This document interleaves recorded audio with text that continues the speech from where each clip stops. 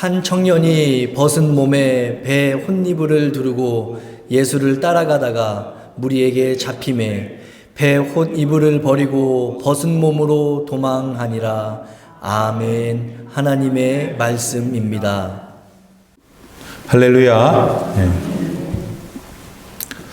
여러분, 지금 어떤 사람이 여러분 앞에서 갑자기 빨개 벗고 어딘가로 도망치고 있다는 것을 생각해 보세요.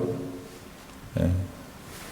그러면은 이게 도대체 무슨 일인가, 뭐가 얼마나 저렇게 급하면 저렇게 망측스러운 모습으로 저러나 하게 되겠죠. 네. 게다가 그런 장면이 거룩한 성경에도 나온다면 아마도 깜짝 놀랄 겁니다. 근데 오늘 아니나 다를까 공교롭게도 오늘 본문이 딱 그 상황입니다. 한 청년이 예수님을 따라가다가 붙잡히니까 주랭랑을 놓은 거죠. 그때 얼마나 급했는지 걸치고 있었던 홑 이불조차 홀딱 벗어버리고 도망간 겁니다. 여러분, 오늘 본문에 나오는 이 청년 누군가요? 왜 성경은 좀 이렇게 황당해 보이는 이야기를 이곳에서 전해줄까요? 오늘 우리는 이 짧은 두 말씀 속에서 무엇을 배워야 할까요? 이 청년은 마가복음을 기록한 마가 요한이라고 보여집니다.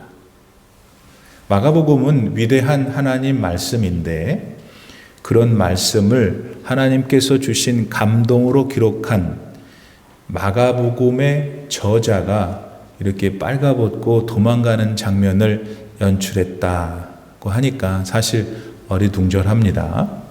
뭐 때문에 그랬는지 참 궁금해집니다. 여러분, 이 마가 요한에게는 당시 어떤 일이 있었던 걸까요?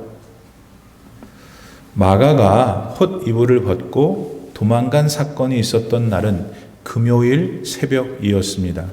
바로 그날 오전 9시경에 우리 예수님께서 십자가에 달리시죠. 그러니까 그 전날 밤이었던 목요일 밤 아주 늦게 예수님은 제자들과 함께 겟세마네 동산에 올라가십니다. 그리고 그곳에서 피땀 흘려 기도하시죠. 그때 유대 종교 지도자들이 보낸 로마의 군인들, 그들이 와서 예수님을 잡아갑니다. 그렇게 끌려가시는 중 마가가 그 소리를 듣게 되죠. 예수님께서 마지막 성찬을 거행하신 장소가 이 마가의 집이었기 때문입니다. 마가의 집은 예루살렘 한복판에 있었고 그때 예수님을 끌고 간 일행들이 그 마가의 집 앞으로 지나갔기에 마가는 그 소리를 들을 수 있었던 것입니다. 당시 마가는 예수님의 12 제자가 아니었습니다. 그러나 신실했던 어머니 예루살렘의 마리아라고 불리는데 그 어머니한테 신앙교육을 잘 받고 자랐습니다. 게다가 빈번하게 어린 시절부터 예수님과 또 그 제자들을 자주 보았습니다. 부유했던 어머니 마리아가 자기 집을 언제나 예수님과 그의 제자들에게 내주었기 때문이었죠. 나중에 예수님께서 십자가에서 돌아가신 다음에 자기들도 잡혀서 죽을까봐 두려워했던 제자들이 도망쳐 숨어있던 것도 바로 이 마가의 집이었습니다. 그리고 120명의 문도들이 모여 함께 기도할 때 처음으로 불과 같은 성령이 임했던 그 집도 바로 이 예루살렘 마리아의 집이었습니다. 그런 인연 때문에 마가 역시 예수님을 무척 존경했습니다. 분명히 그리고 개인적으로 예수께서 자신의 구세주인 것을 믿었을 겁니다. 그랬기 때문에 자기 집 앞으로 끌려가는 예수님의 소리를 듣고 그는 자다가 뛰쳐나간 거죠. 죄도 없으신 예수님을 위해서 자기가 뭐라도 좀 해야겠다라는 열정으로 그렇게 한 것이 분명합니다. 당시 그의 열심이 얼마나 진실했고 강렬했는지 그는 자기가 입고 있던 잠옷, 차림으로 그대로 뛰쳐나갔을 정도였습니다. 그러나 마가의 그런 태도는 말이죠. 군인들이 그를 붙잡았을 때 180도 달라졌습니다. 부잣집 자제들이나 입을 수 있었던 마가의 고급 세마포 속옷을 붙들었을 때 마가는 걸음아 나 살려라 하면서 36개 주랭랑을 놓았기 때문입니다. 얼마나 도망가는 게 급하고 무서웠는지 지가 알몸으로 도망가고 있는 것조차 모를 정도였으니까 말입니다. 사랑하는 여러분, 그런데 어쨌든 이 대목에서 마가가 공경에 처한 예수님을 보고 재빠르게 그를 향하여 달려나간 점은 칭찬받을 만한 겁니다. 사실 우리 예수님을 위해서 할 일이 무엇인지 알게 되어도 얼마나 많이 미적거립니까? 그러다가 어떻게 됩니까? 결국 예수님 마음 아프게 하죠. 또 시기적절하게 행동하지 못했던 자기 자신에 대해서 실망하기도 합니다. 그렇게 믿음의 삶 가운데 커다란 후회를 갖게 되죠. 그러므로 여러분, 이제 우리는 더 이상 그러한 실수를 하지 않도록 우리 노력해야 합니다. 반면에 마가가 결국은 군인들한테 도망간 거잖아요.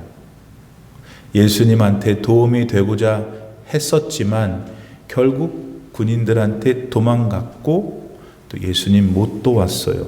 때문에 우리는 이 대목에서 한 가지를 더 생각할 수 있어야 합니다. 그거는 우리가 주님의 일에 발빠르게 대응하는 것도 중요하지만 그것을 위해서 먼저 사려 깊게 준비해야 하는 시간이 필요하다는 겁니다. 마가는 위험해진 예수님에 대해서 어떤 동정심이 생겼습니다. 그래서 그 마음을 따라서 급하게 그분 뒤를 쫓았지요. 그런데 정작 자기한테 위해가 닥쳐올 것을 알게 되자 그만 자기가 하던 일, 곧 예수님 도와주는 일 그만두었어요. 그러므로 오늘 우리가 예수님을 위해서 무슨 일을 하려면은 그 일을 하기에 앞서서 예수님을 위해서 일을 한다는 것은 내 삶에 상당한 대가가 따르는구나 라는 것을 먼저 알아야 돼요. 그것을 알고 있음에도 불구하고 그 일을 나는 할 거야. 나는 그 일을 감당할 겁니다, 주님. 하는 믿음의 찬 결의가 전제되어야 하는 거죠. 그게 없었기 때문에 마가는 도망갔어요. 그게 부족하기 때문에 오늘 우리가 하나님 일 하는데 시험에 드는 것입니다. 결국 마가는 예수님을 위한 삶을 살기 위해서 조금 더 준비가 필요했던 것 같습니다. 그리고 그건 오늘 우리들에게도 마찬가지입니다. 따라서 우리는 하나님 앞에서 경건 생활을 해야 하는 것이 얼마나 중요한지 다시 자각하게 됩니다. 오늘 여러분들은 하나님 앞에서 기도와 말씀 보는 일, 또 그 말씀을 실제로 삶 속에서 실천하는 일을 잘 하고들 계십니까? 계속 잘 그 훈련의 삶을 사시기를 권면드립니다.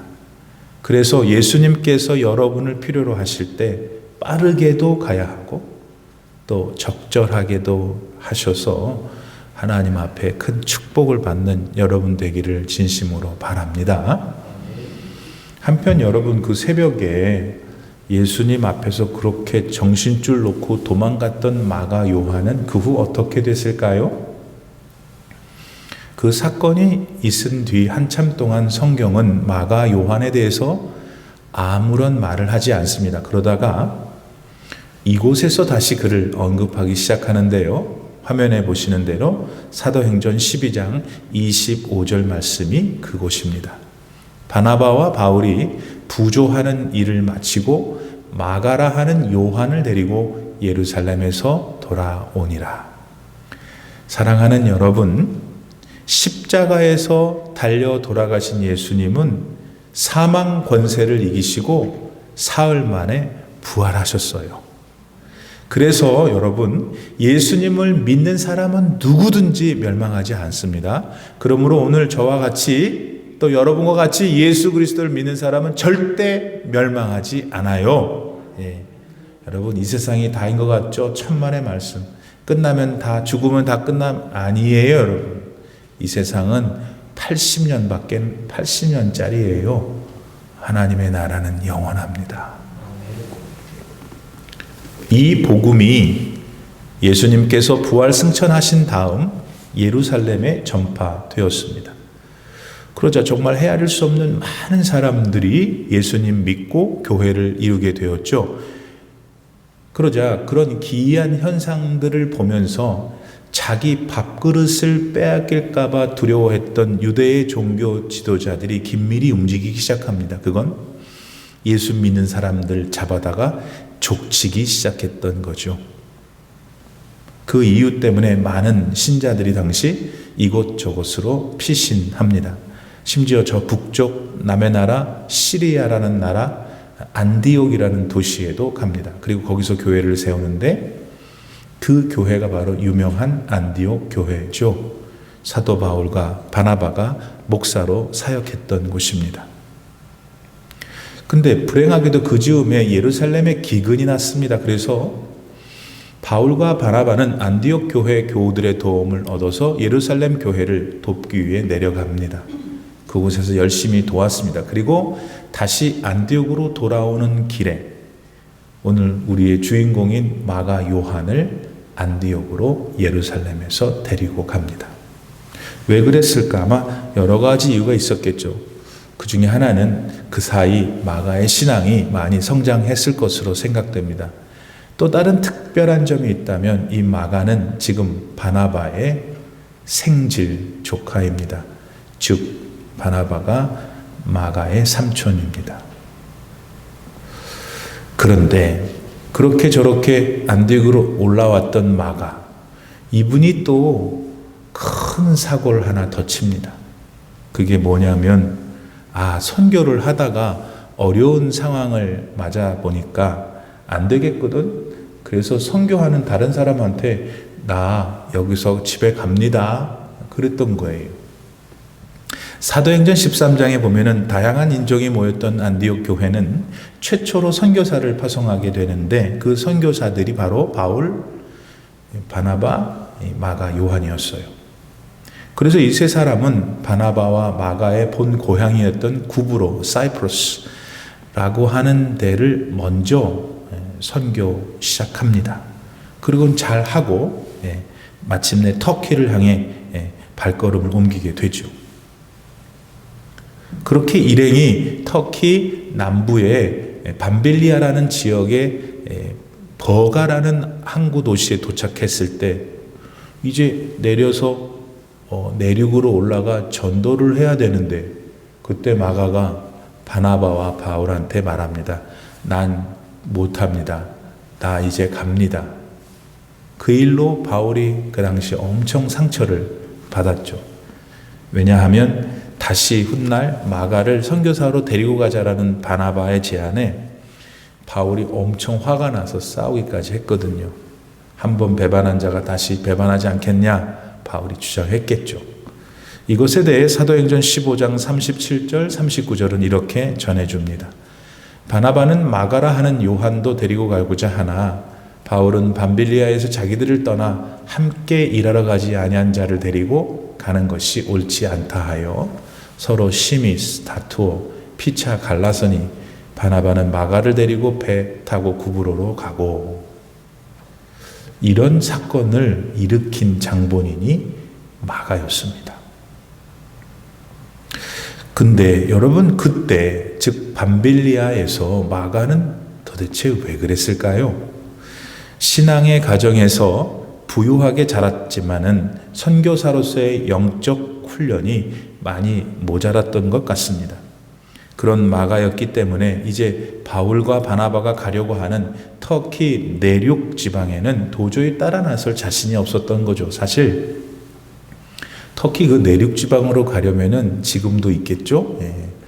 그 노정에 타우루스라고 하는 큰 산맥을 지나가야 됩니다. 지금은 모르겠지만 그 당시에는 그 타우루스 산맥이 아주 험산줄령이라서 도둑들, 산적들이 많았거든요. 그 사실을 다 듣게 된 마가가 기가 질린 거죠. 심약했던 마가는 당시로서는 그곳에서 포기하는 게 어떠면 자연히 선택할 수순이었는지 몰라요.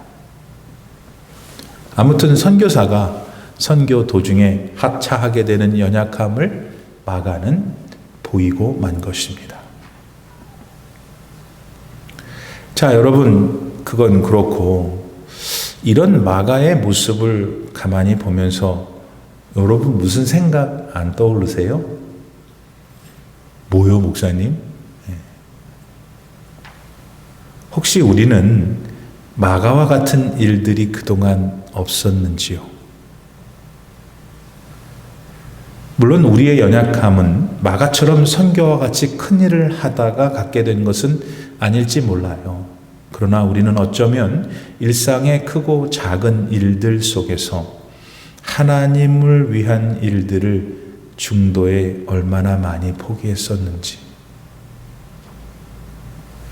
그래서 하나님 앞에 면목이 없잖아요. 그러니까 믿음 생활 떳떳하게 못하죠. 자신이 없는 거예요. 만일 오늘 우리 내면 깊은 곳에서 그런 마음의 찔림이 있다면 우리 어떻게 해야 되죠, 여러분? 아니, 하나님께서는 그런 우리를 향하여 지금 어떤 마음을 갖고 계실까요?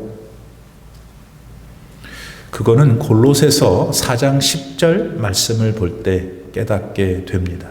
그 말씀은 이겁니다. 나와 함께 갇힌 아리스다고와 바나바의 생질 마가와, 그 마가입니다. 여러분, 이 말씀은 사도 바울이 감옥에 갇혔을 때 기록한 말씀입니다. 그런데 놀라운 거는 그 갇힌 감옥에 지금 마가 요한이 함께 갇혀 있는 거예요. 그뿐만이 아닙니다. 베드로전서 5장 13절 말씀에는 이렇게도 기록되어 있죠. 택하심을 함께 받은 바벨론에 있는 교회, 로마의 교회죠. 가 너희에게 문안하고 나의 아들 마가도, 마가 요한이에요. 그리하느니라.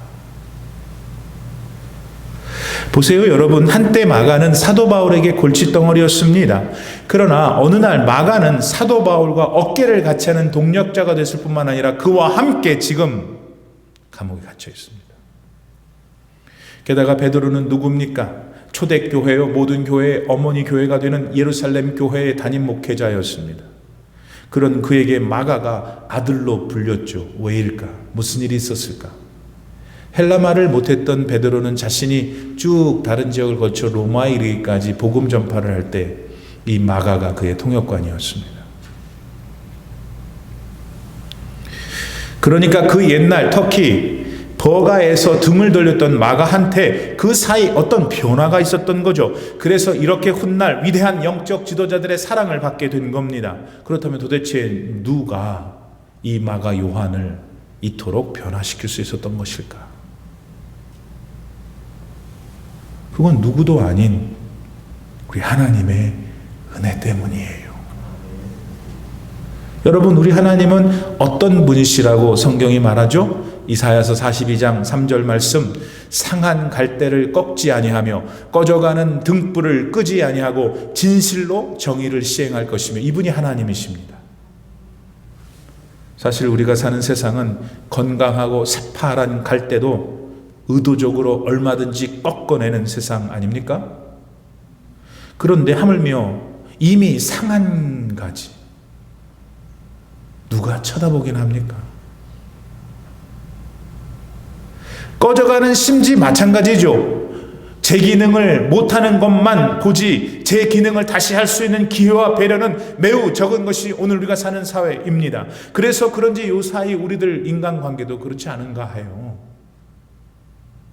그러나 우리 하나님 아버지는 그렇지 않으세요. 우리의 실수를 다 아시죠. 그러나 하회와 같은 그분의 사랑으로 언제나 덮어주십니다. 우리의 부족함을 탓하지 않으시고 다시 일어나서 살아갈 수 있는 능력, 그분의 능력으로 채우셔요. 그렇게 혼이불을 벗어버리고 주랭랑을 놓았던 마가를 사도 바울과 같이 복음을 위하여 감옥에 갇히게 하는 눈부신 일꾼으로 빚으십니다.